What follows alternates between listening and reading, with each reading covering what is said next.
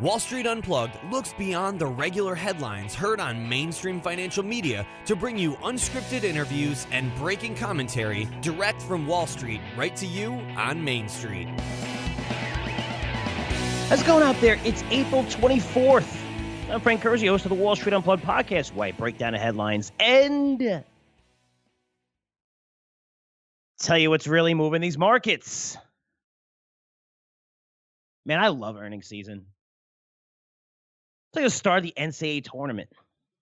There's so much going on. These companies reporting like crazy before, after the bell. They have just lists like what these companies did, where their stocks are going. List 30 or 40 every single day. The ones that are up, the ones that are down due to earnings.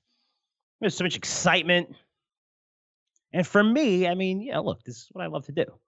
Listening to the commentary during the conference calls. So CEOs and CFOs go through every number over the past quarter. They also usually issue guidance, unless you're Boeing, which is kind of amazing. The only company I know in the last 5 years that removed their guidance, so cutting production, then they removed their guidance, which means the cut in production wasn't enough, right? So the numbers aren't right. And the stock's actually up. I don't think I've ever seen that. I've never seen a company say, hey, we're not going to offer guidance for the first time in a long time because we really don't know what's going on with our number one product and how much it's going to be cut right now. And the stock goes up. Interesting. And I really love when a company like iRobot comes out, reported bad numbers, which is fine. Every company, hits or misses every now and then. The stock has risen tremendously over the past few months, but it's getting crushed today. It's down 20%. And the CEO, gets on a call. And they're all optimistic, right? These guys are usually optimistic no matter what. Even if their stock is down 15, 20%, there's always optimism. There's very rare when a CEO just says, hey, you know what? We have to do a better job here, which is kind of refreshing. No. There's a small thing where everything is great. We executed this quarter and the stock's down 20%. We executed. We did what we said we were going to do. Guidance is a little light and the stock getting killed, but just listening to them talk while, just reality is really setting in for all the investors, it's kind of funny. And digging into that call specifically, you have the CEO talking about tariffs. Well, tariffs are hurting us, and we're going to raise prices to offset these tariffs. And I'm thinking, why are tariffs hurting you? And we're at a truce right now, right, between China and the U.S. Negotiations going great. Most people believe there's going to be a deal next month. Larry Kudlow just came out and said that.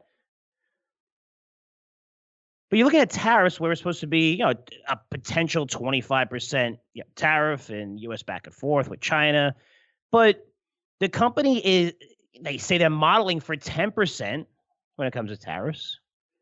And again, when you take a step back and look at this, it's pretty crazy because they're saying, hey, we're modeling for 10% tariffs. Again, they're talking tariffs, right? Very few companies are talking tariffs right now during this earnings season. They were talking about it 2 quarters ago. Now negotiations are better. Everything's pretty cool on a tariff front, right? But they're saying it's going to cost them modeling between $20-25 million on a 10% tariff. They've been saying this, iRobot, for the last couple quarters, which is nothing. It's a lot of money, don't get me wrong, but it's nothing for a company that's expected to generate $1.3 billion in sales this year. So why are you even talking tariffs? Not to mention, again, they've been saying this on the past few earnings calls, but tariffs should be a non-issue. It's like Whirlpool complaining about tariffs. It's like Harley Davidson complaining about tariffs. Guys, we just had the biggest tax cut in the history of the United States. Companies are reporting blockbuster earnings, record earnings. Yes, tariffs hurt a little bit, but you're getting a massive, massive amount of money due to the amount of taxes you say because we cut taxes on a corporate level. And when you look at that, and I explain that in the auto industry, like the amount of money auto companies are making due to tax cuts compared to even a 25% tariff is nothing. If the tariff was all alone, we didn't have tax cuts, it's going to hurt earnings. Maybe it hurts earnings by 3-4%. But you're getting a 10, 12, 15% boost, some of these companies, from earnings. From the tariffs, where 2% is from the tax cuts and 2% from tariffs.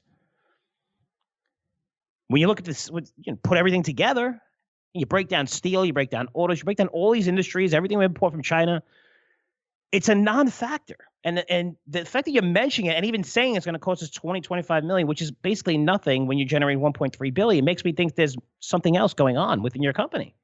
And this is a stock that went up tremendously. I'm talking about maybe the past few months from 80 to 130. Now it's trading at 100, at 20% after earnings. But something else that I noticed when you listen to this conference call, you look at iRobot, they launched a new Roomba vacuum. It's called the i7. And they're starting to push it out in numerous markets, right? It's in the U.S., but it's going to be available in several international markets. And this product is the company's primary growth driver 2019. That's not me talking. That's them talking. That's their primary growth driver. So management said with this specific product, the demand was ahead of plan for this product. And they also said we increased prices on this product during the first quarter to offset tariffs. Again, tariffs is kind of a non-issue. Should be. Now, this is interesting. So you're saying demand was ahead of plan, yet your revenue fell short of estimates for the quarter. Margins fell 50% from 53% from last year's quarter, from last year's comparable quarter. And I have to tell you something. The Roomba vacuum, when I was at the CES this year, even last year, but specifically this year, there were at least 10 companies that make the same product. Okay, I even posted some pictures on Twitter. Handles at Frank Curzio if you want to take a look. And I reported this. So you have 10 companies basically making the same product, and these products were climbing walls and washing windows. I'm not kidding. I have videos of this. So it's like a Roomba that washes windows outside. You don't need those big guys, like, which I kind of like, right? From New York City, and you're looking up there, it's like, oh, man. And they're just, washing windows in 40, 50, 60-story buildings and stuff. You don't need that anymore. And this was amazing, some of this stuff. It was just better technology than what I saw with iRobot. And for a company that says, hey, this is going to be the basis for basically all of our growth, our profits going forward, 2019, probably beyond, and you're raising prices on a product that's not really proprietary, there's something more going on here. Because when I look at companies like that, when I look at Whirlpool and Harley-Davidson, they could say all they want about tariffs. Nobody's buying motorcycles, and Whirlpool's not getting it done. That's what it comes down to. They're warning last year. Not everyone was warning. Everyone was concerned about tariffs. They weren't issuing, crazy guidance, very conservative.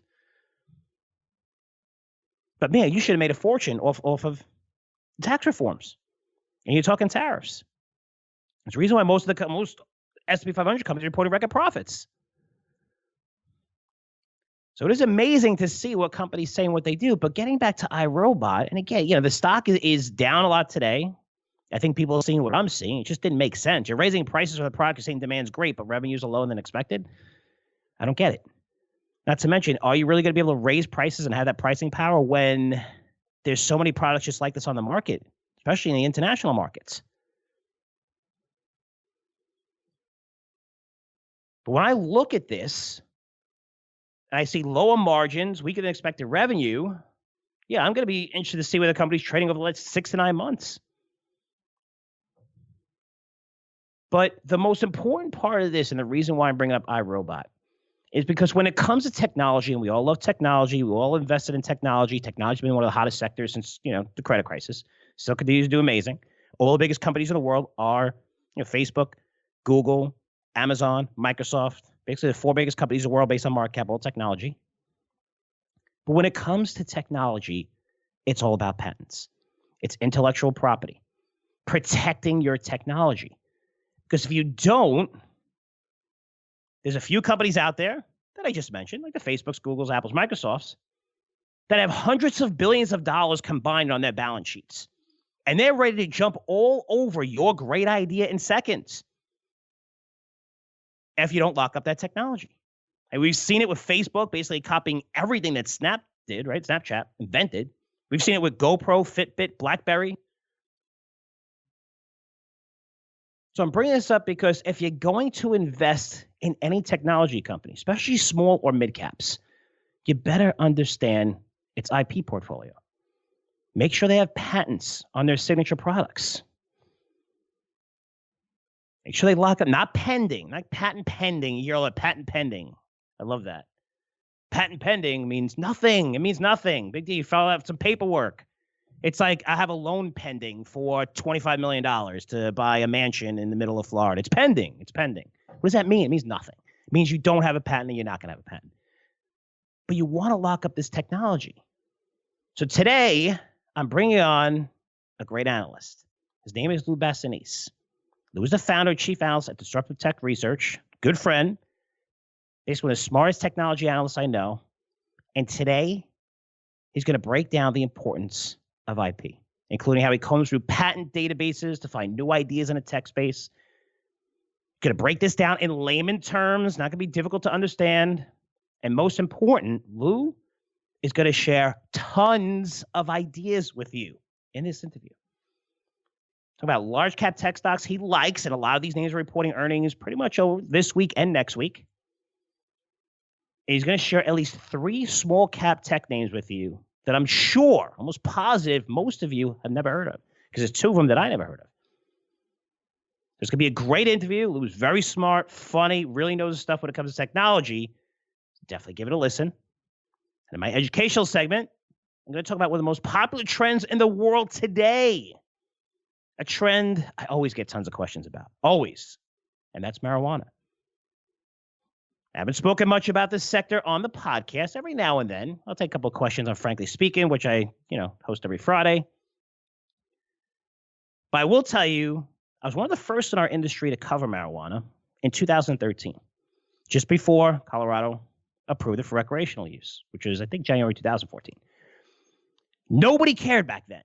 And we even had a promotion go out when I was at Stansbury. Nobody cared. Nobody subscribed. Everyone was like, oh, they were still on the fence back then. We're definitely early. And you fast forward to today, everybody loves the sector. Millions of stock promoters focusing on this sector, telling you this is going to go 50x, 100x, all this, crazy stuff. Huge in Canada. And everybody's going all in on this, right? Since Canada's a mining town, especially Vancouver, and the mining industry has been pretty much the worst industry in the world over the past 6 years. So most of the CEOs are now investing in this industry, looking for other growth industries instead of just sitting there and getting murdered in, gold, silver, and whatever. But this education segment, I'm going to break down the industry, tell you what I like and dislike about it. Also, I'm going to share tons of ideas with you, some good, some you need to avoid.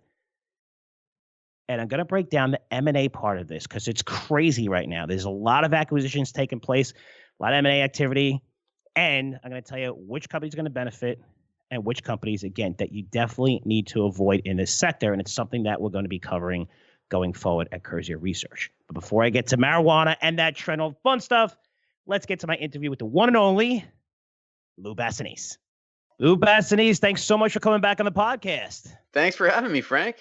It's been a long time, too long, and I'm going to set the bar really high for you, buddy. I don't know if that's good or bad because you're a tech guy, but I'm just going to set the bar right off the beginning because I really consider you one of the best tech analysts in the industry, and you're a person I turn to spot new trends in technology as well as new ideas and, reading your stuff. And the reason why is you've come up with a formula and, again, everyone has their own formulas of research, and this is just one aspect of it. But I love talking about this because it makes so much sense. I think you're one of the few people to do this. And that's something you say is patents precede profits. Why don't we start with there and tell everybody what that means?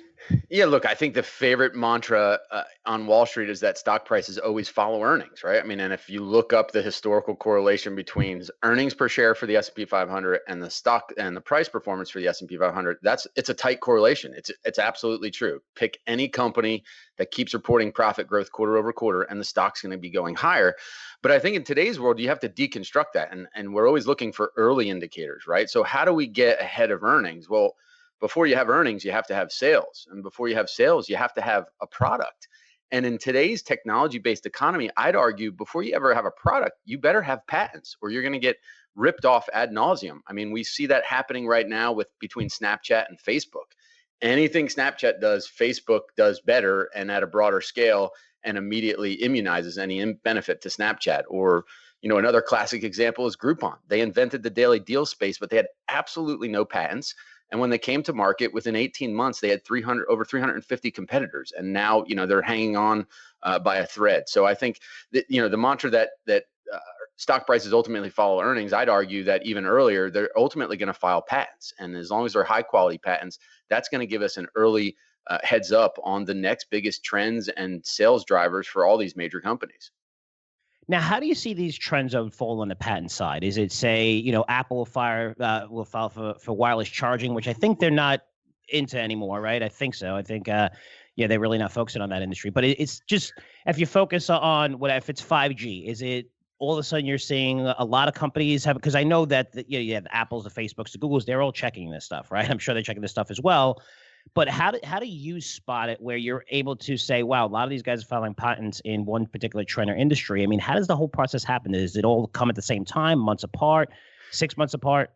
Yeah, no, I think it's a great question, a great clarification. I'm not just looking for any patent. Look, anyone with a little bit of money can file for a patent and get an application, and that doesn't necessarily mean it's a valuable technology. I'm looking for clusters of patents. So you bring up the 5G example. The key technology to 5G, the way that all works is radio frequency filters. So I'm looking for what's been going on in the patent filing space for that type of technology. And what we've seen in the last 3 years is this explosion in patent filings around radio frequency filters that can handle these higher bandwidths that are required for 5G. So what I want to see from a top-down, 30,000 foot view is that not just one company, not just, the Verizons of the world or AT&T, but the entire industry is starting to ramp up their patenting around these technologies, because that indicates that there's some serious interest there. You brought up Apple and wireless charging. Apple's had wireless charging patents that go back probably at least 3-4 years ago. Samsung also a big filer there, but you're seeing those products now come to market, right, in the last couple of years. So they patented in advance of any wireless charging capabilities coming to market, and then you saw them roll it out in the phone. So it's really what's the trend in the patent filings before we get into the actual product releases. Now, the way the market works in technology now, right? I mean, in mining, it's different. Even in biotech, it's different. Where you see these early stage companies come to market, they'll IPO. They don't have revenues and earnings, and especially in biotech. But you have the opportunity to get into these things early on, and they're risky, of course. Now, right, with technology, you're seeing all these IPOs, all the unicorns come out like crazy, where they're coming out multi-billion-dollar valuations. How do you spot a trend in 5G that allows you to buy other companies? I mean, you could say, well, here's Qualcomm, here's Verizon, here's AT&T following these, but how does it filter down to maybe if you find like a hidden gem in the industry? Could you still find that? Or is it just, hey, these companies are going to stay private and either get bought, or they're going to come out and wait and have several rounds of funding where they're going to come out multi-billion-dollar valuations? And I feel bad for individual investors because you can't really participate in all that growth. Most of it's already gone by the time they IPO. Right. Yeah. A lot to unpack there. I would tell you, like, the big tech unicorns coming public now, man, short the living daylights out of them. The most of them are so overvalued. But you bring up the better question is there a way for us as individual investors to find these hidden gems that are coming to market at attractive valuations? And I'd argue absolutely. So if we look, it's a top-down, bottom-up approach, right? So top-down, we're trying to figure out what's Apple, Qualcomm, Verizon, AT&T doing. And then we're going bottom-up to say, who's a small publicly traded innovator that also is filing patents in this space? So if you look, I think some of the big trends this year to be keeping an eye on based on patent filings are 5G networks. There's a company there called Resonant that has basically patented a new design architecture. So what the entire industry has done to design these RF filters that allow the phones to tune into the right frequency bands, they've been able to do it in a software-based model, whereas traditionally the entire industry, it's been a trial and error iteration, design a part, test it, tweak it, go back and, redesign it and have the hardware produced and back and forth trial and error. So they've done it software-based, and the patents have indicated that they have those capabilities. Another big trend that I'm looking at is immunotherapies. I mean, you see, Kite and Juno got bought out at the roughly $10 billion valuations. It's the biggest buzz in biotech right now. I'm looking for small publicly traded companies that are doing something different in immunotherapies. And there's a company there called Q Biopharma that has the ability to be very targeted in their approach with immunotherapies.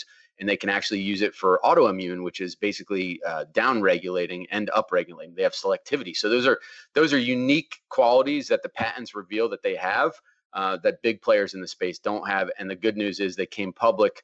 And they're still both trading. Both those companies are trading around, under $200 million market caps. So they're not grossly overvalued like we see with some of these other IPOs. No, and those are some good examples. I appreciate you just sharing some ideas. Now, you talked about immunotherapy. It's a trend that I've been familiar with for at least past 3, 4, 5 years. It's nice, right, to really. Because, our job is to find, stocks that people are going to make money on, but it's also nice when you can invest in products that save lives, right? And it's amazing where this technology has gone with cancer, because there's been no real cancer treatments up to immunotherapy for pretty much the same cancer treatments for 100 years, radiation, chemo. So what are some of the other areas? Because I know they have T cells, you have, gene editing. I don't know if that's not really going to fall into immunotherapy, but that's also something, CRISPR and things like that. Are you seeing, patents within those industries as well?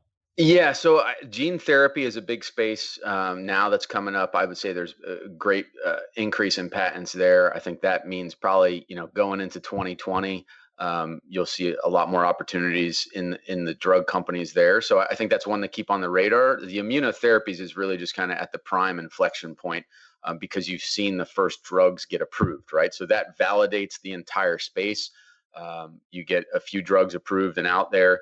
And then, from Kite getting acquired by Celgene, those things happen, and that gives validation to the rest of the space. I think, the last count, there's some ridiculous number, like 1,500 different immunotherapy molecules that are in some various stage of clinical development at this point in time. So very crowded space. And then, how do you find out the winner, the needle in the haystack in that situation?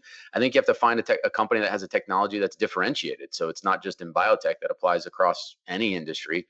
And here, with Q Biopharma, most CAR T therapies have a broad-based response. So they're going to activate the entire T cell repertoire, even the ones that aren't specific to the disease, which has all these knock-on effects. Whereas Q has the ability to be very targeted and not have the rest of the T cells that aren't related to that cancer respond and cause toxicity. So again, I think the key takeaway is maybe not from the individual example, but from using patent filing activity to guide investments, is you have to find patents that are differentiated from what everyone else is doing. All right, let's stick with the process here because, guys, we're going to get into lots of ideas, and a lot of big tech companies are reporting earnings over the next couple of weeks. We're going to talk about that in a minute, but take me through your process, which is something I love to learn about. Where, okay, so it's the patents is kind of like the starting point, and let's take 5G, right? We talked about immunotherapy just now, 5G. Let's get back to 5G, where so now you have you find an idea, right? So now it's like, okay, here's 5G, here's patents being filed, and you said it was, radio frequency filters and things like that. But when you look at 5G, the trend, you have the cell phone towers that need to be built first. Then you have, spectrum. I mean, maybe that's even first. And you have the infrastructure built from Verizon and maybe AT&T. And then finally, you'll have the Apple and Samsungs, who manufacture these phones, put these 5G parts in their phones. And here we are with the trend. So my question is, after you find out like the radio frequency filters is one part of 5G, how do you find the best company in that space? Is it just, hey, this is original, but then you have to look at valuation. You have to go almost like you started tops down, but now it's kind of like bottoms up, right? When you're picking individual stocks. Yeah, no, it is. And it's totally fundamental based. So like, and I think you dissected the market perfectly. You got the infrastructure side, right? So this is the towers and the basebands that are going to be able to send out the network signals. And then you've got the handset side, like the Apples and Samsungs of the world putting the parts into their phones. So it's a very bottom up fundamental approach at that point. So if you look at the RF space and the 5G space, if you want to play it in a small cap way, publicly traded, compelling valuation, the best way I think to play it from the infrastructure side is a company called Insego, INSG. And then I mentioned Resonant. That's the best way to play it from the handset side. So it's really, there's some elbow grease that has to go into finding these opportunities. And I know that's part of your process too. I mean, there's a lot of guys out there doing internet only research. There's very few that are actually getting their hands dirty, pounding the pavement, digging in and finding the real fundamental values. And, that's what's required though, to find these multi-baggers that have the potential that, you find them in advance of everyone else and, you reap the rewards for that. Yeah. And guys, listen, I've been right on trends and wrong on stocks. So that's why I read a lot, which is very frustrating. So, and that happens to a lot of us, but that's why, it's more than just finding, hey, 5G is going to work out. Yeah, it's going to work out for the companies that have the best technology, which you're able to find out, but also through fundamentals and digging down and talk to these management teams. And that's going to bring me to one last trend, because we talked about immunotherapies and 5G, but you said a trend that you like right now is IoT, right? So I was actually at the CES in 2013 when John Chambers said tens of billions of devices are going to be connected. He did everything could be worth, more than 14 trillion in profits for the global economy. I think it was something like that. And I thought it was crazy when I heard it. Now, I mean, the guy was dead on. By the way, John Chambers is the ex-CEO of, former CEO of Cisco. Cisco there, yeah. And now he owns actually his own fund called JC2 Ventures, which invests in IoT startups. But What has you so excited about this industry, which, people have been talking about a while, but there's so many different aspects to where smart cities is becoming huge, or more devices are getting connected.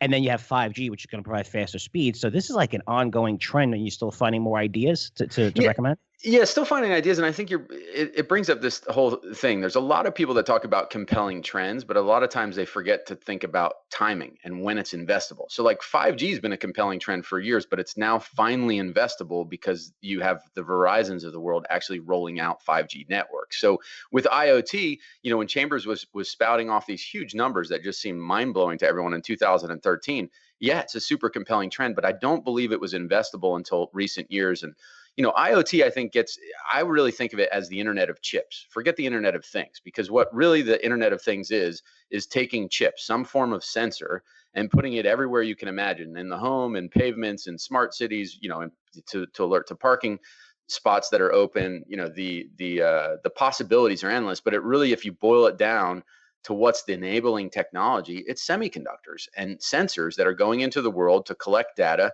and then make decisions based upon that data and then carry those out in the real world again. So I think we're finally there in terms of the miniaturization of the chip. They're actually called motes. There's these little tiny chips that are just infinitesimally small, can fit on your fingertip. We're finally at that miniaturization size. And then also just the cost is so competitive now that you can put sensors in things very cheaply, which is now enabling the Internet of Things to happen. And then the last component of that, why I'm so excited, is 5G networks. If we're going to have tons of sensors out there collecting data and communicating back and forth, you got to have the networks to handle that data. So I think it's really a convergence of two trends in one that makes me so excited about the Internet of Things, is because you finally can have the data bandwidth that you need for these applications that have been dreamed about and talked about for, like you said, since 2013, over 5 years, for them really to come to fruition right now. Well, I love when you talk about Internet of Chips. I like that. It's like a new segment of IoT, like you said. And you talk about sensors. So when I see sensors, I look at Cypress, Avago, Skyworks. But how does your research, because when it comes out of your research and you're looking at individual companies, a lot of these chip companies also have access and big exposure to Apple and Samsung, where we're seeing pretty much a secular decline in phones. I think everyone who has a phone is going to own it. Again, there's replacement cycles. But does that go down to the fundamental research and say, okay, here's the companies that just focus on the growth markets, where if it's electronic vehicles, if it's autonomous vehicles, Internet of Things, but do you also look for ones that maybe don't have too much exposure to the Apples and Samsungs right now? Yeah, so I think two different types of opportunities. You find the ones that are insulated from, single customer risk, like Apple, try and find them that are focused on a singular market that's going to be big in IoT. The other way I've been going about it is looking for companies that are involved in the design of chips. So they have a software tool that allows chips across all sectors to be designed. Or, maybe you look at a company like a TSMC, which is fabricating all the chips. So forget about which chips, trying to pick the best chip, or not, is it going to be NVIDIA's chip, or is it going to be Apple's chip, or Tesla's new autonomous driving chip? Forget about that. Let's go to the manufacturer of those chips, because then it's just a volume game. But yeah, there's one company in particular that I've been following for 3 years that I think is finally ready for prime time. It's a company called Atomera. The ticker's ATOM, and they basically have a way to make chips better and more efficiently that could be rolled out across the whole industry. So it's not a matter of single customer risk. It would be a new, just kind of like like a gallium arsenide is a new material that's used in a lot of chips. This would be a new process that gets used in the chip manufacturing process that everyone could use. So it's an enabling technology. It's software and patent based. That's another example. Otherwise, yeah, like you said, you try and find a niche player that's providing a very specific type of chip. If you remember a couple years back, the chips that were used for the cameras in drones, I think it was Umbrella. Mm-hmm. Yep. That's a great example of hey, let's find a small player that's doing something really big for a big growth segment of a bigger market. Yeah, no, it definitely makes sense. And once again, we're talking to Lou Basenese, founder and chief analyst at Disruptive Tech Research. Lou, let me give you time here because, one is, I love your website, but why don't you tell me what your company's about for people who listen to you first time? Because, we've known each other for a long time, but the stage is yours. Let us know what you're doing now these days. Yeah, look, I focus on trying to find tomorrow's next big tech trends and the best ways to invest in that. And I think the thing that makes me different than most, except you, is that I'm investing my own money. I eat my own cooking. So I'm going out trying to find the best ideas, the best investments for my own investment capital, as well as for readers. So I've focused largely with institutional clients for the last several years, and have now started expanding out the research to cover more tech trends and more ideas more regularly. Some of that information is completely available at the website that you mentioned. It's disruptivetr.com. So disruptivetr.com. And if anyone wanted a free sample report, you can go visit there. There's a sign up, or you can text the word disrupt to 66866, and we'll send you a free report. We do not do any third-party marketing, so it's just pure sample report, and you can check it out there. I love the text, man. You're becoming high tech there, pal. I love that. First person to give a text. That's awesome. I love it on podcasts. So, okay, let's get into some of the biggest companies that are going to report earnings, right? And let's start with Facebook and Google, right? We all know what's going on. We see, privacy issues are a very big deal. But how big of a deal is it in terms of from an investor standpoint, where, you look at the stock price, the valuations? At the end of the day, these guys are always going to have pricing power, like the tobacco companies, right? Where they can continue to raise prices because they get a better response on advertising than almost any other media outlet, because they follow their customers. They know it's our fault. I mean, we say, hey, I like this. I'm here. I'm checking in on Facebook and stuff, and post on Twitter all the time, and everybody knows our lives. But what about these two companies? People are concerned that regulation could derail these companies. Are you concerned with that, or do you just see these companies dealing with it? It's ahead of them. They see the problem, and are these things buys here?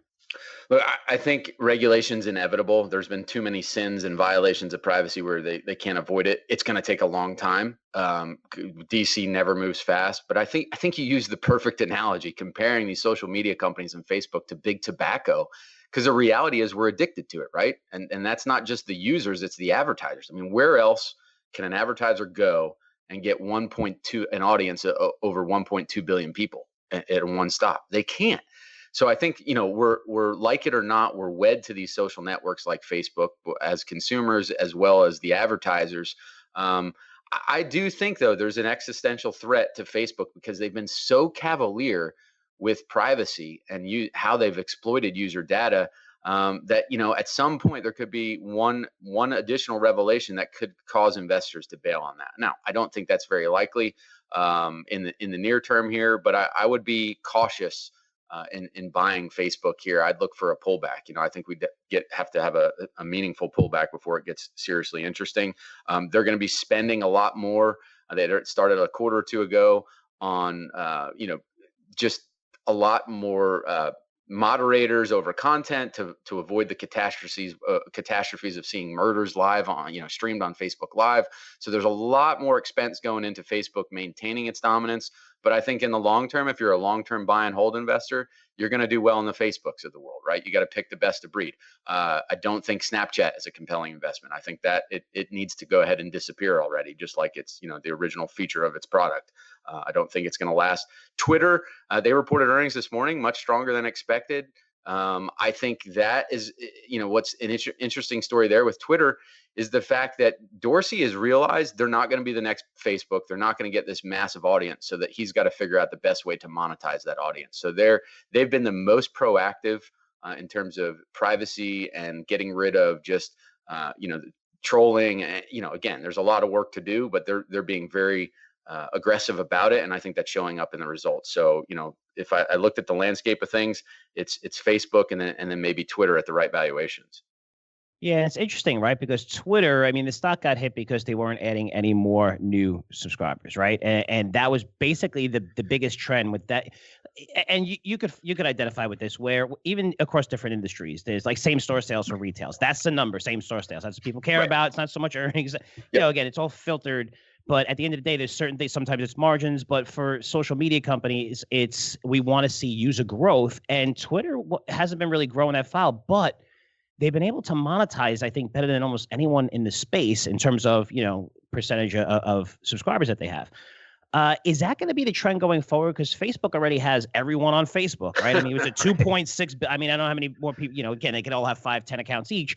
But is it going to come to the point where, hey, it's going to be about profits now? And same with Snapchat, where, if you're not growing that user base, that's when it got, crushed. And again, they're much smaller than everybody else. But I wonder if that's a new trend in social media where it's not just, hey, we need to build, doesn't matter how much money you generate, doesn't matter revenue, as long as you keep building that base. But now that you see Twitter go up like this, I wonder if there's just a shift in saying, hey, we're really going to be focusing on profits now. Yeah, look, I think it's akin to the S curve of innovation that happens in technology. You get to a certain point where bigger networks doesn't equal bigger profits just because you can't get a bigger network, right? So you can't just drive the bottom line by just expanding the network. And now you're seeing that transition. These companies are, over a decade old. They're much more mature businesses, and there's a pivot happening. Twitter's pivoted to maximizing or optimizing the revenue per user. And I think that's what's going to drive these share prices in the future. It has to. There's not enough, the birth rate's not advancing fast enough for these companies to have more people to go after to get onto the networks. They really have to focus on driving more value from a steady state user base, which is what I think you're seeing with Twitter here. I think it, topped out really at about 330 million active users. That's probably what it's going to look like, give or take a couple million quarter over quarter. So now they've got to realize, if we're going to stay in business, we've got to figure out how to make the most money out of these active users. Now, Lou, what I love about you as an analyst is, we just talked about your methodology, looking at patents. Then it's almost like bottoms up from there, where you're looking at different companies individually and fundamentals. But the one thing I love about you, and I think everybody should pay close attention to this, is the common sense point of it, right? Because, you're out there, you test a lot of these products, you watch TV all the time, so you're involved in these trends, which is important, right? It's like, if you want to know if the economy is doing good, look outside your house, look if houses for sale, right. You go to the supermarket, is milk higher, is gasoline higher? You have access to this. I wanted to ask you about streaming, because when I look at streaming and Netflix, and I see Disney enter the market, and Netflix has come back a little bit since then, but it got hit pretty hard. And I look at Disney spending $1 billion on content. Most of their content, even Marvel, people aren't really going to go. They go to the movies to see those, right? They all these. So I don't know if Disney, should Netflix really be getting hit on Disney's entry into this when they're spending $7-8 billion, at least that's what they did last year, on new content, compared to Disney, which is just spending $1 billion. But is that really going to impact Netflix, which to me has some of the best original content in the streaming industry? No, I don't think it is. Look, I think Netflix is best in class, and they're destined to stay best in class because they've made the investments. I think from, they're eventually going to butt into the same problem Facebook has. How many more new users can we add? But, look, common sense approach here. What the numbers say is that we all pay for more than one streaming service. We're willing to. So a new entrant into the market, it's not like a Netflix versus Blockbuster when the original days of DVD shipments started, right? It was one or the other. What you're seeing here in streaming is that consumers will pay for 2 to 3 different streaming services. And there's plenty of wallet share available. When you cut the cord, you're talking about, $100-$150 a month in some cases that now can get reallocated to multiple streaming services. So I think in this case, like, Netflix is far and away the leader. They have all the competitive advantages from a content standpoint, from a network size standpoint. They're going to remain the network leader. And then they also have pricing power. We've seen it. With the recent price increases, it's barely a blip on the radar in terms of user growth. And I think they can, there's more pricing increases ahead on the horizon, which will allow them. It's this virtuous cycle, right? Like, if you increase prices enough, you can spend some, and people don't balk, you can spend more money on content, which brings more people there. And then you can slowly start increasing prices again. So as long as they have this positive, virtuous feedback loop going, I don't think anyone's going to be able to dethrone Netflix. Now, here's the big question for you. It's going to be an easy one for you. I don't believe you. I'm skeptical. No. So I attend the Consumer Electronics Show every year, right? And I love doing it because, I have a whole system. I have great contacts there. I've been doing it, I think, for about 8 years now. And, I always find new ideas. I'm always able to build my network, and it's a lot of fun. But the disappointing thing, especially the last 2 years, is the lack of innovation. And I'm talking about innovation where what's the next big trend? Where even today, what do we talk about? 5G, IoT, smart cities, we could even go into, big data analytics, AI and I shouldn't really say innovation because it's innovation within those trends, but is there anything that you see even from the patent side? And again, this is a really tough question that you're saying, hey, this could develop into a big trend, because the last 2 years, I haven't seen like the whole, other than maybe, smart assistants with Alexa and Google Home and stuff like that. I really haven't seen anything like, wow, this actually makes a lot of sense. Yeah, I think. Look, I think CES is losing its usefulness. I used to go regularly, and I met the same thing that you did. Is like you start getting to a point where you're not seeing any new breakout innovations, and I don't think that's because we're struggling as a world global economy or a U.S. economy to innovate. I think these innovations are just different.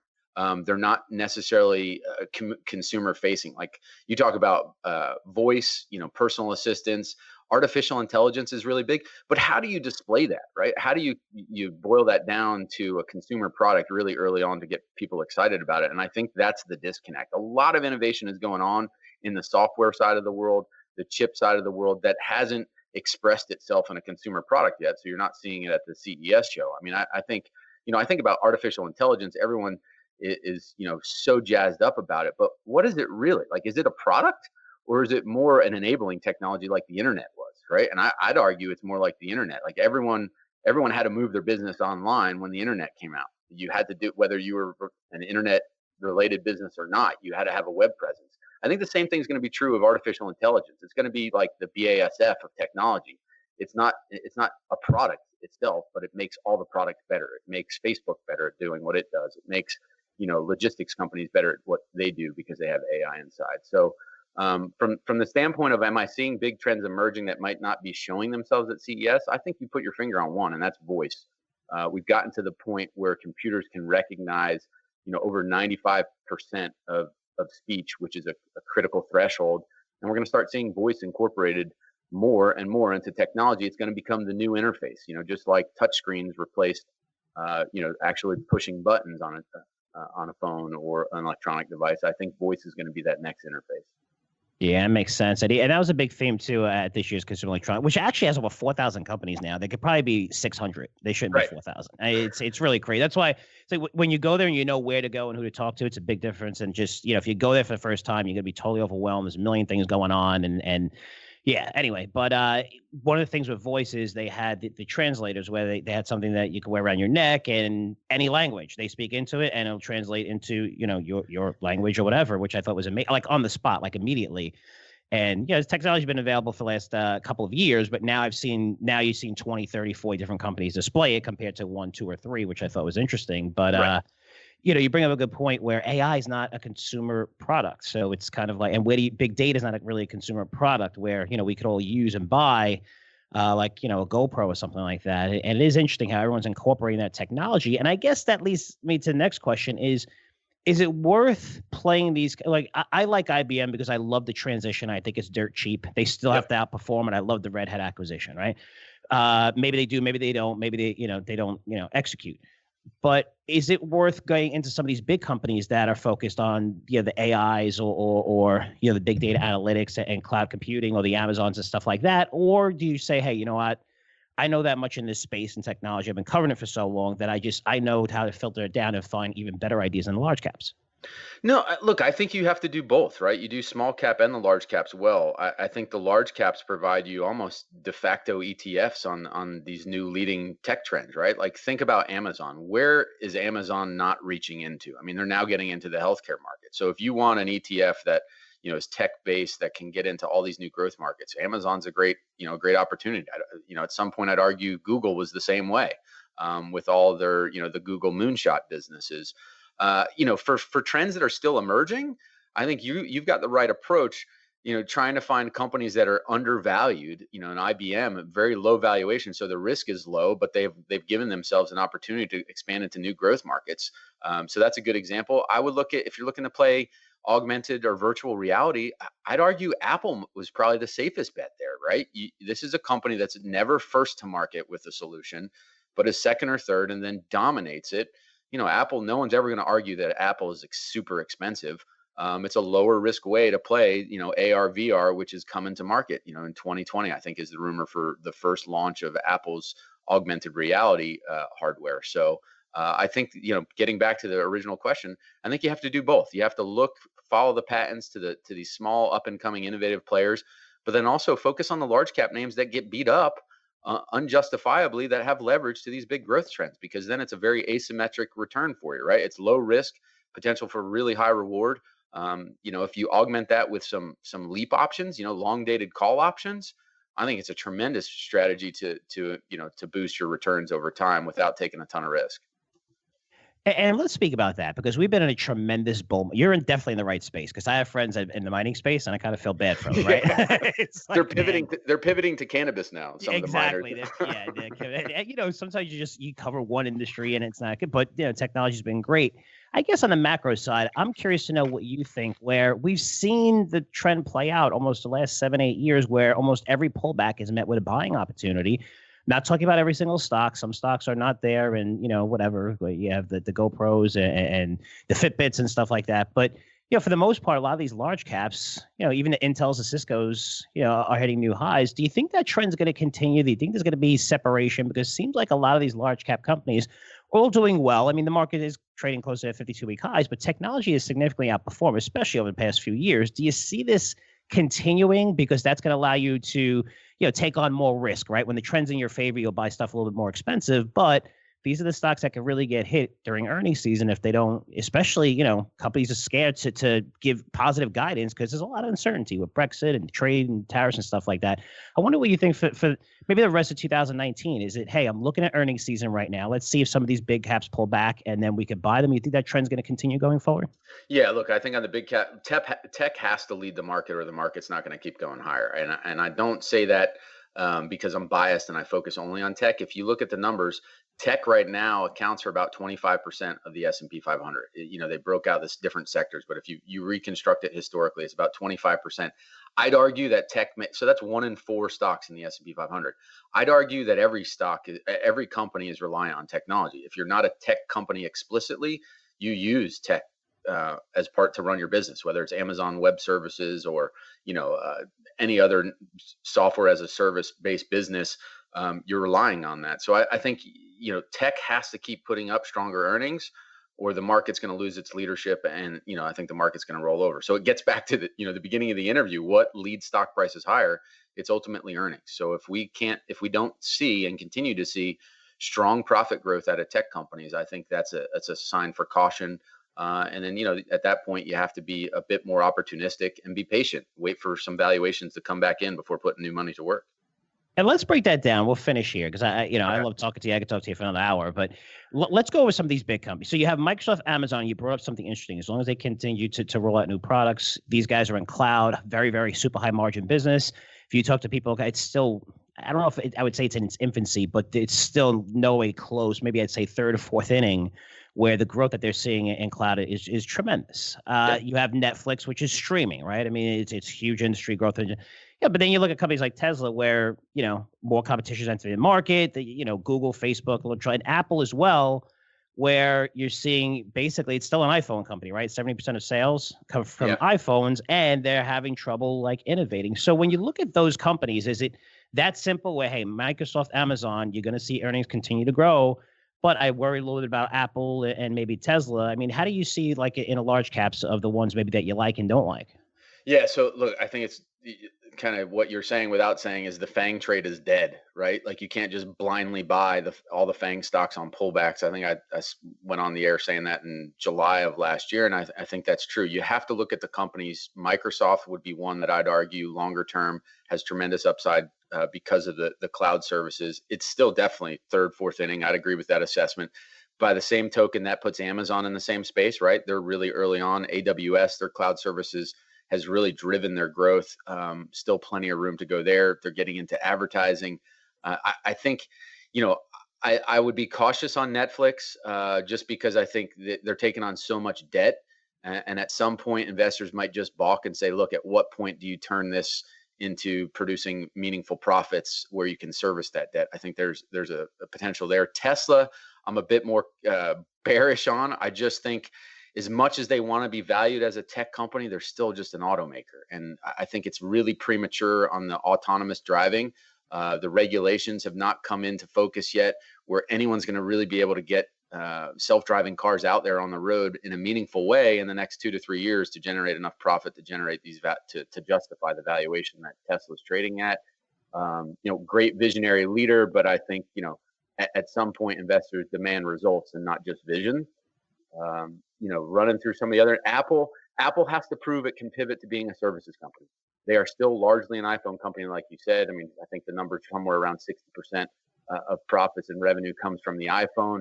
They have an increasing amount. It's basically the size of a Facebook business that comes from services, so about 40 billion plus a year. But they've got to prove that that can keep growing to justify their valuation. So a bit more constructive there. Apple's always traded at a discount valuation to the market and to tech in general. I don't think that's ever going to change. But they've got to prove in the next coming quarters here that they are really going to be this engine of growth in services and really leverage that ecosystem that they have to generate more money from every consumer that's using their products.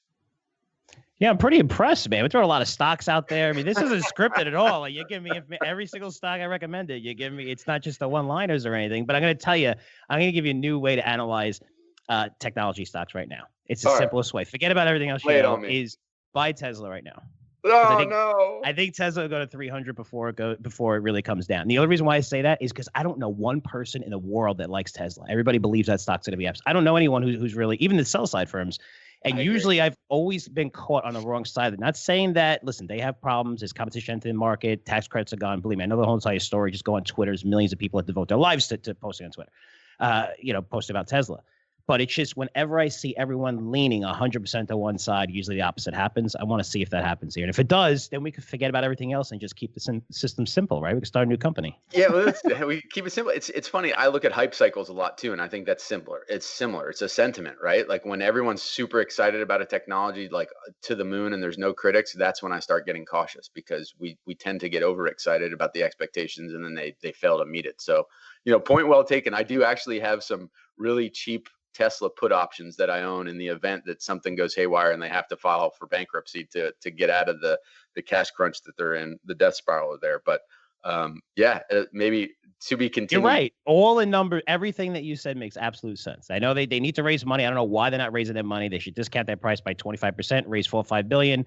And then, at least you alleviate the concerns that everyone, you don't have enough money. But the fact that they're not doing that is kind of strange. I don't know if they have to open up their books if they do something like that, which could be even more dangerous. But it's just whenever I see everyone leaning to one side, I'm always like very cautious about it. So, and I don't know anybody who likes Tesla right now. So we'll see. But yeah, hopefully I'm 100% wrong. This way you make a lot of money. Hey, it's a very small bet. Listen, you're either a contrarian or the victim, right? So, I don't know where I'll end up on this one, but. No, that's great. So real quick, so Disruptive Tech Research is your website. And are you doing any media appearances? Because I know you go on Fox Business News a lot. Anything coming out? Yeah, I think I'll be on Maria Bartiromo this Thursday talking about Facebook earnings and PayPal as well. So that's scheduled. It's always subject to change, but that's what's on the docket for this week. All right. Awesome, man. Well, Lou, I have to have you on more often. I love talking to you. I learned so much. And guys, look, this isn't scripted. We'll come up with a couple of topics that we might talk about, but we just went everywhere. And I know you provided tons of ideas and, I know my audience really appreciate it. So thanks so much for coming on, buddy. I appreciate the opportunity and good catching up with you, Frank. Hey guys, great stuff from Lou. I mean, I think we dug into at least 7 major tech trends. We're going to talk about at least 20 different names, at least 20 names that he gave. There's large caps and small caps. I was impressed. He knew every one of them, was just firing away. But there's this sector he covers. He's been covering it for decades. Not surprising. He knows so much. I know Lou for a long time. He's a truly amazing analyst, great writer, always has original ideas. And most important, I know he cares. He always cares about his subscribers. He's first to say if something's, if he has a bad stock recommendation. I mean, he's always open. He's humble too, which I love. I love brilliant analysts that are humble because it is a humble industry. I mean, you could think everything's great. And I mean, look at David Einhorn. You see a lot of analysts, Ackman, get crushed on a lot of stocks, whether it was Target, Herbalife. I mean, yeah, we've all been there, we'll get there. So, I like people who are humble, willing to learn and Lou's one of those guys. And he's just one of hundreds of people in my network that I use to find new ideas and even bounce my ideas off of him. And he'll ask me for ideas and, subscribe to each other's products and stuff like that. So, it's great to have that network just to bounce something off. I find a tech idea, here's a guy that I can run it by and say, hey, Lou, do you know anything about this? Yeah, I know someone else that covers it. He'll introduce me to somebody, just as an example. But times that by how many analysts, how many professionals, within the entire industry. And we have a pretty good network. And that's why we're coming up with a lot of original ideas, which is leading to my educational segment on marijuana. So let's break it down. Let's smoke marijuana together. Let's talk about marijuana together, since it is one of the biggest trends right now in terms of popularity, right? It's not like a massive industry or anything. If you're looking at company-wise, you have Canopy, which is the industry leader, having a market cap of $16 billion. Aurora Cannabis is $9 billion. Tilray, GW around the same, $4-5 billion. Village Farms, Inerba. Just a lot of stocks out there and a lot of garbage out there. But taking a step back here, there's so many strategies that, I've offered, that you see out there, and so many methodologies. And again, I always say, not one strategy works, so everyone would use it. You got to be open up to different strategies, different market conditions. Some things work, some things don't, in terms of value and growth and top down and bottoms up and technicals. So, you want to be open to everything and be prepared. But I have to tell you, out of all the strategies ever, the greatest strategy, if you want to make a fortune, become a drug dealer. It's that easy. And I'm not suggesting you build a Walter White style meth lab or join the Taliban and smuggle heroin from Afghanistan. Yes, Afghanistan is the #1 producer of heroin. I'm not too sure if you knew that. These measures would definitely create some amazing cash flow for you. I'm not going to lie to you. But unless you're Pablo Escobar, the most you're going to make being an illegal drug dealer is a few $1 million, right? And it's kind of peanuts compared to what you could generate selling legal drugs, especially if you get the okay from the government. When you look at Pfizer, Merck, Johnson & Johnson, biggest drug deals in the world, they sold more than $175 billion worth of their products last year. Alcohol, nicotine, caffeine, you keep going. Anheuser-Busch generated over $50 billion in sales last year. Heineken, $24 billion in sales last year. Altria, Philip Morris combined more than $50 billion in sales last year. The cigarette market alone is $900 billion globally. Look at Coca-Cola, Starbucks generated over $55 billion in sales last year combined. Again, selling caffeine, most of it from caffeine-based products. You go on and on and on about the money spent on buying legal drugs over the past 100 years. I could even break down, the Kennedy fortune. This famous family fortunes that were generated from, basically selling drugs. Kind of amazing. It's a great business. It's an awesome business. It's kind of crazy. I'm just pointing out facts. Don't say, Frank, you drug dealer. No, I'm just pointing out facts. If you want to sell legal drugs, fine. You'll make money, probably get shot and killed, whatever. But selling legal drugs, especially when the government is on board, is huge. And that's what happened when it came to the marijuana trend. So in 2014, what do we see? Well, Colorado, a little bit later, Washington got approved. So you're looking at all these states, and it's 10 now. So you have 10 states that approve marijuana for recreational use. There's 33 states that approve it for medicinal use. But if you look at the 10 states approve it for recreational use, that number is going to double, maybe triple inside of 5 years. Why? Because the math works. And when I say the math works, the math works for the government, right? Forget about us. The math works for the government. And that's extremely important when it comes to selling legal drugs. So when you look at, just take cigarettes, for example, right? And you see it on the pack, smoking causes lung cancer, heart disease, emphysema, may complicate pregnancy, right? You have the warning and everything. Anyone who smokes cigarettes is very familiar with that. It's a Surgeon General's warning. It's on the side of the box. So there's no secret that it's horrible for you. You know it, I know it, the government knows it. Numerous studies linking tobacco to millions and millions of deaths, right? We all know it. Yet, cigarettes are still being sold in local stores. Why? Because of the government. And you're looking, just in 2017 alone, Americans spent $120 billion on tobacco products. You're looking at settlement payments, past litigations, federal, state, local taxes. That amounts to $50 billion. That's why everyone knows that they kill people, but they're going to continue to sell it, right? They're going to regulate. They're going to, punish the companies who are selling this product, but they're not going to, ban them. No way. They're not going to do that. Government makes too much money on it. They're addicted to money. They know they could spend this money. If 50 million means you could spend 50 billion means you could spend 3, 4, 500 billion, right? If you're the government, you could spend whatever you want.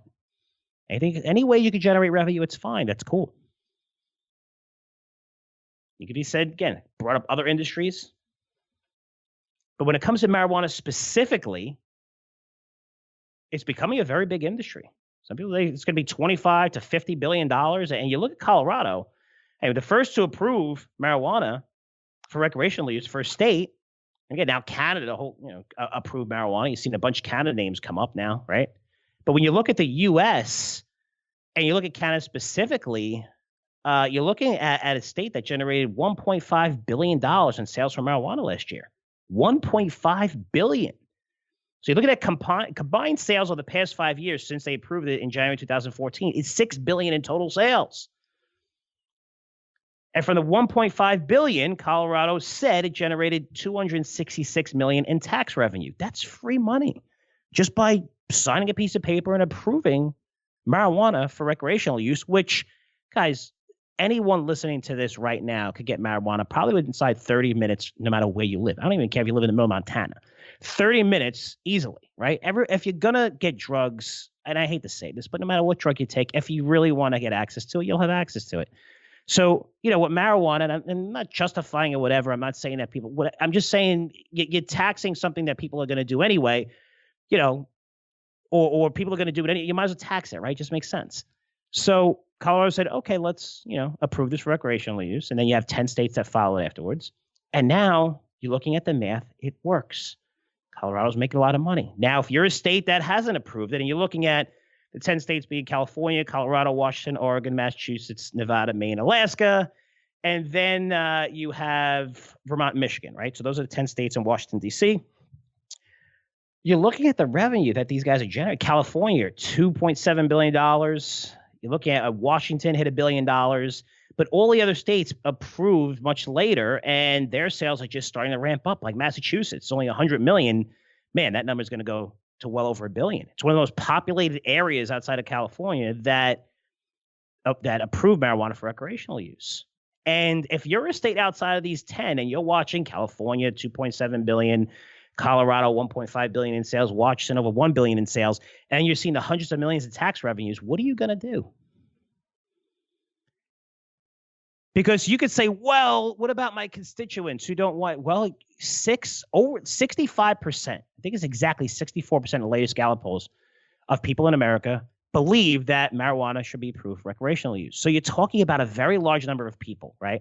Now, what was different back in 2013, 2014? You had doctors, you had politicians against this, but then you had what? Sanjay Gupta, who's the lead CNN health correspondent of President Obama, asked him to be the Surgeon General, I believe, and he turned it down. One of those popular doctors was against it, and then he came out and said, listen, guys, this is my fault. I have to issue an apology. He's like, we were basing our studies on all this false research, but there's definitely benefits to marijuana. He's talking about on medicinal. So you're talking about popular doctors. That's just one changing their mind. You're talking about politicians. I mean, Schumer, Boehner, House, former Speaker of the House, Feinstein, right? California. So you're seeing like major politicians, and they even had a 60-minute special on this showing how the parents were going to these politicians saying, hey, my son has autism. My son has schizophrenia. And I couldn't ever communicate with them. And now look what, based on marijuana-based, things that they're taking, if it's, CBD or whatever, drastic improvement. I mean, guys, look at GW Pharmaceuticals. It's an amazing company. I mean, the test results, everything is getting approved. And when you go to FDA, you go to a panel, every one of these panels are approving it like 11-0, 12-0, whatever. It's not even like, up in the air. I mean, the results are dramatically improved by the things that they're creating. The drugs creating for kids that have the diseases that, they can't really communicate. They can't really do anything. And there's a dramatic improvement. So you're seeing it. You're seeing facts. And now you have everything changing. People are more relaxed saying, okay, doctors say it's kind of okay now. Our politicians, right, the biggest, soundboards out there, right? They could say whatever they want, change everyone's mind. They can make up news, make up whatever they want, but that's what gets published all over the news all day. And when they go from negative to positive on something, it's going to be everywhere. And that opened up this trend over the past couple of years to be really big. And again, you have the big companies that you guys, I'm sure familiar with, the Canopy industry leader. I mentioned Aurora Cannabis, Tilray, GW Pharmaceuticals, but there's a lot of other names. And you're looking, especially in the Canadian market, Acreage Holdings just got, I won't say get acquired, but it's for $3.4 billion, where Canopy, and this happened last week, is purchasing this company, but I think it's a $300 million payment up front. I'm pretty sure these are the details, but if I'm wrong, you guys can email me, frank@curzioresearch.com. So it's something like a $300 million up front, but the rest of it will get approved once we get approval on the federal level in the United States. So we have state approval, but not federal approval, which is important because if it's not approved federally on a federal level, then banks can't accept payments, right? It's hard for payment processors, right? That's what really, think about trying to buy something without being able to use a credit card on Amazon, on a lot of these websites, Shopify. And that's what it's like with marijuana. It's difficult because it's not approved on a federal level. But when it does, now it's going to open up for people, especially more and more states approve this thing, kind of like legalized gambling, where everyone's going to have access to this through the internet and they get it sent to them depending what state they're in. But that's where it's going. The fact that Canopy actually made this acquisition, again, it's kind of a weird acquisition because they said that they'll take them over if the U.S. approves marijuana on a federal level, but they gave them a $300 million cash injection. And, Acreage is a pretty big company. You're looking at Curaleaf, Charlotte's Web, Harvest Health and Recreation, Ianthus Capital, M. Jardin, Planet 13, The Original House, Tilt, True Leave. I mean, these are all a ton of companies that popped up. And I have to say, looking at this industry, there's a lot of garbage out there. A lot of garbage. Guys just looking to make a quick buck, changing their name to cannabis, whatever. And when I look at Canopy spending $3.4 billion on Acreage Holdings, I started looking at the valuations of what these guys are trading at. And right now, the average company, and these are U.S. based that are trading in the U.S., are trading at more than 5 times enterprise value to revenue and more than 20 times enterprise value to EBITDA. EBITDA is a pure measure. It's a much pure measure. If you're going to buy companies, they really focus on EBITDA, strips out. It's a more pure earnings number where you can realize, okay, how much money you have left over to pay over debt and your interest payments and stuff like that. But when I look at 21 times, that's an insane valuation. Now, for us, when we're covering this industry, for me, I want to look at plays that are original, plays that have great management teams. And for those of you at Curzio Venture Opportunity subscribers, I'm recommending a stock that 99.99% have never heard of. I never heard of it because they're going to hear about it probably in a month or two from now. It's not going to come up any stock screens because right now it's a holding company. But they're making major acquisitions in the space. They're going to be closing that. I don't want to give too much away, but they have a superstar management team, people who left partners at Goldman Sachs, some of the biggest hedge funds, worked at numerous jobs where these guys get paid several $1 million a year. And they all left to create this one company, and they're making a major move. And the only reason why I found it is because I have good contacts in the industry, but this is the stock that I'm recommending today. It's a stock that you're probably going to hear about from all the stock promoters probably a month, 2-3 months from now. Again, you're not going to find it on any screens because the company really doesn't exist. So it's just a pool of money, and now they're buying into this industry, and you're going to go from 0 sales to 250 million in sales this year. So it's kind of amazing when you see a company like that because you're not going to know about it until everything's structured, everything's put in place. But one of our contacts alerted me to it. I did a ton of research on it, and that's the name we're coming out with today. Going forward, the reason why I'm doing this segment, I'm teasing Curzio Venture Opportunities. It's a very good pick, and we've been doing well in that newsletter, and I love it because it just allows me to tap so many of my people in my network and find original small cap ideas that you're not going to find anyplace else. But more important is we're going to start covering this trend going forward in marijuana. I'm going to cover it the same way I did 2013-14 when nobody was really interested in it, which is kind of amazing. But there's more risk in this sector than opportunity right now. And unfortunately, that's what happens when a sector is completely hyped. When you're seeing thousands of promotions, everyone in our industry is coming out with different promotions on marijuana and John Boehner and all this stuff. I get it. It's fine. You take advantage of a trend. But when I'm looking at the valuations of these companies, even if the U.S. approves marijuana at a federal level, even if you have 25, 30 states approving it, these things are trading as if the industry is going to be 3 times the size it is. And it's not going to be that big, at least over the next 3-4 years. It's huge, but these valuations are absolutely insane. It's the same thing that we saw with the technology bubble. It's the same thing we saw with Bitcoin and all these crazy ICOs that came out in 2018 that are all worthless now. And it's the same thing when it comes to marijuana. So we have to be very careful here in the stocks we select. And the one that we selected has one of the best management teams. Few people know about it. And they have incredible upside potential. And I'm actually truly believe that this company will be one of the premier players in the entire industry within 5 years, maybe even 3 years. Because what they're doing, how they're acquiring, it's going to be a roll-up strategy where they're going to go out there and purchase the best company. And they have one of the best roll-up management teams. Roll-ups means think waste management, craft, tons of companies. What they do is they buy tons of small players after doing their due diligence and just integrate it into one major company and become the leader in the space. A lot of times roll-ups fall flat in their face later on, especially if you don't have an experienced management team, because there's a lot of leverage involved, a lot of debt, using shares also to purchase other companies. But if you do it right, you turn these companies into multi-billion-dollar operations. I think that's what's going to happen with the stock I'm recommending. That's just one name. There's 2 or 3 of them on my radar that I like as well. But I have to say, researching 25, 30, 40 of these names, most of them, it's pretty crazy. But even some of the big names like Tilray, it's very, very dangerous. Canopy as well. These stocks are extremely overvalued. So you want to try to find those diamonds in the rough. And I think that we're doing that. But going forward, Curzio Venture Opportunities subscriber, you're going to see some more marijuana picks, especially the one that's coming out today. We're publishing today. And let me know your thoughts once you get it, frank@curzioresearch.com. And if you have any questions about this trend, let me know, especially if you've been investing in this trend long term. I have, fortunate to have a very big audience right now. And I'm sure there's CEOs out there for marijuana companies here in Canada, every place. Send me an email. Again, this is a network. We want to try to get everything right. And the more bigger our network, the more better information we're going to get, the more ahead of trends we're going to get. And that's what we've been doing a lot on this podcast, especially over the past couple of years as the audience grows. Thanks to you guys. Mostly word of mouth because we don't really market too much, but that network's getting bigger and bigger, and it's leading to us finding some really, really great ideas that I could share with you guys and also my subscribers. So again, any questions, comments, feel free to email me at frank@curzioresearch.com. I know a lot of you are going to be happy that I covered the marijuana. I get so many questions on marijuana. It's awesome. But yeah, that's how I feel about the industry.